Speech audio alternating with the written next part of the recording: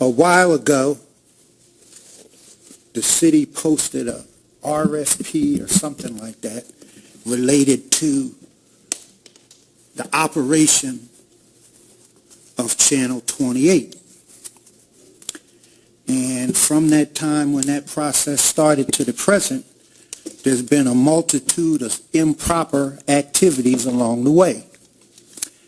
And what I've noticed is there's a pattern of trying to prevent topics from being discussed on this council floor. And it's a really crooked process that we engage in as a government. We do everything from stealing people's legislation that's fully drafted and putting somebody else's name on it. We do crooked stuff like not putting legislation on agendas. If the president or the chairman, Friel, doesn't like it, they hold it. We've done crooked stuff like sending legislation to committees where they don't belong. And it's all about trying to control what's discussed. Oh, also, arbitrarily having the crew vote to get rid of petitions and communications quite often. So the public needs to understand that we just have a government that is doing things that city council has really never done in my whole lifetime, the crooked stuff that happens in our government. And the mayor put 5 people on that commission for the television station, and the president put 4 people on, and collectively they had 7 people who decided that they wanted to destroy a black-owned business that had been successful for 5 years and wanted to shut them down.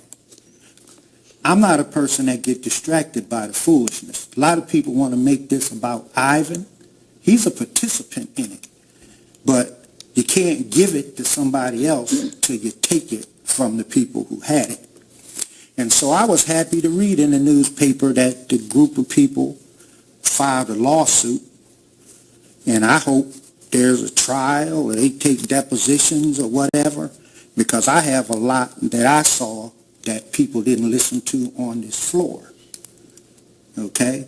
But even our opportunities to discuss things related to this were cut off because the game was fixed from the beginning. So Mayor Przicki and the president, what they stand for to me is all these people tell black people that black people need to open up businesses and do things to make progress.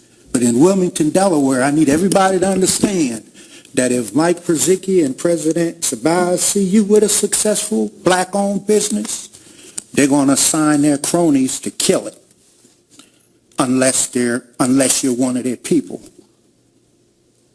So that's the atmosphere that has been created here.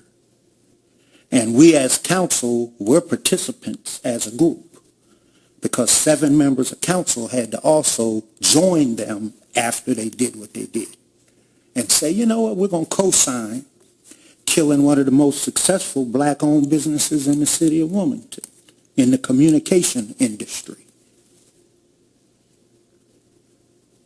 So we're going to see how it plays out. But as I said, with monopoly and operation, the people playing monopoly saw another asset to take. And you know the funniest thing about this is that it made me laugh because when people steal, usually they don't show on TV what they stole.